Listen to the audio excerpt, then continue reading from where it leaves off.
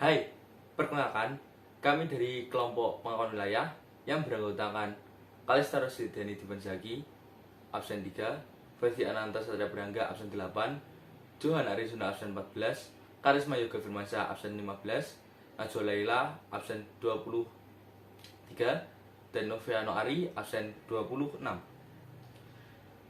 Dalam proses menjadi negara berdaulat, Indonesia menghadapi banyak halangan, sehingga dalam proses tersebut, Indonesia harus melakukan beberapa perundingan dan perjanjian dengan bangsa lain seperti perundingan Hughes-Veloy, Linggarjati, Renville, perjanjian Rombroyen, serta konferensi inter-Indonesia. Walaupun terdapat halangan tersebut, Indonesia sendiri masih memiliki tekad yang kuat untuk menjadi negara yang berdaulat. Pertama-tama, kami akan membahas tentang perundingan Hughes-Veloy yang merupakan perundingan antara Indonesia dan Belanda yang berlangsung pada tanggal 14-24 April 1946 di Hughes-Veloy, Belanda. Perundingan ini membahas permasalahan status kenegaraan, kemerdekaan, dan wilayah Indonesia. Perundingan ini disebabkan oleh kegagalan perundingan Nika pada 23 Oktober 1945 di Jakarta. Dalam perundingan ini, Belanda ingin menjadikan Indonesia sebagai negara bawahan mereka.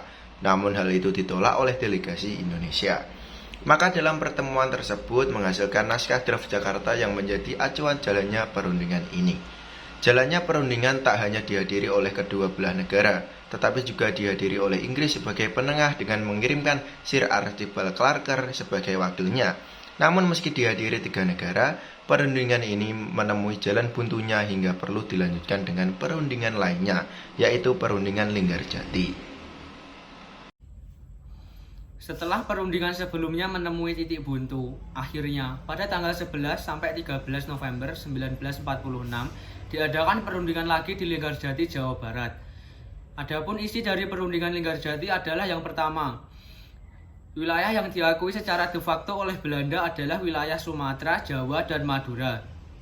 Kedua, Belanda harus meninggalkan wilayah de facto Indonesia paling lambat 1 Januari 1949. Yang ketiga, Belanda dan Republik Indonesia sepakat untuk membentuk RIS, yaitu Republik Indonesia Serikat dengan Republik Indonesia sebagai bagiannya.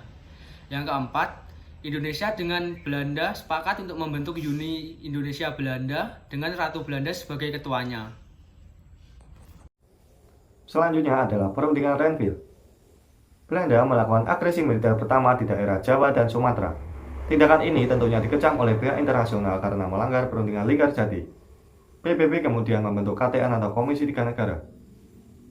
Indonesia memilih Australia yang diwakili oleh Richard Garby dan Belanda memilih Belgia yang diwakili oleh Paul van Zielen. Perundingan Renville dilaksanakan pada tanggal 8 Desember 1947 sampai 17 Januari 1948.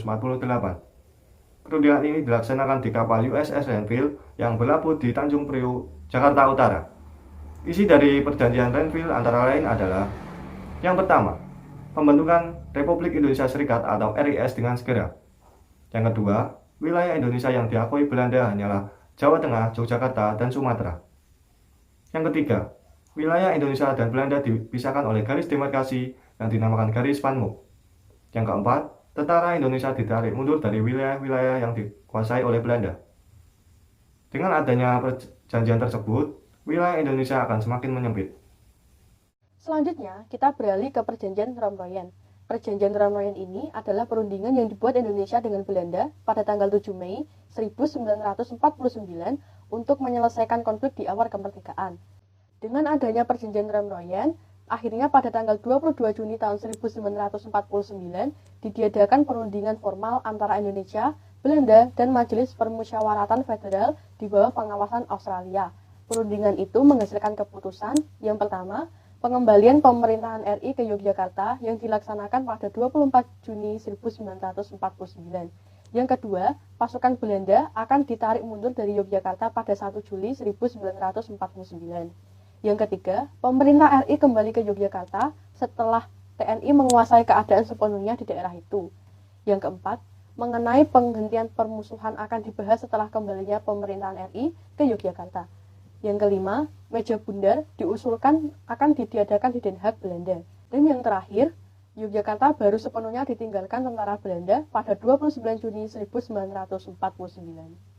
Selanjutnya, konferensi inter-Indonesia dilakukan 2 kali. Yang pertama tanggal 19 sampai 22 Juli 1949 di Yogyakarta, dan yang kedua tanggal 31 Juli sampai 3 Agustus 1949 di Jakarta. Konferensi inter-Indonesia ini terjadi karena adanya perjanjian Rombroyan yang berisi bahwa Indonesia ikut serta dalam konferensi meja bundar, sehingga Indonesia harus mempersiapkan diri dengan mengadakan konferensi yang melibatkan Indonesia dan PFO.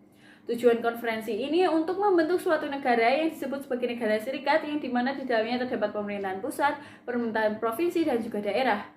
Selanjutnya, hasil konferensi inter-Indonesia yang pertama, salah satunya yaitu negara Indonesia Serikat disetujui dengan nama Republik Indonesia Serikat atau RIS berdasarkan demokrasi dan federalisme. Sedangkan hasil konferensi inter-Indonesia yang kedua, salah satunya yaitu diputuskannya bahwa bendera Republik Indonesia Serikat adalah sang merah putih.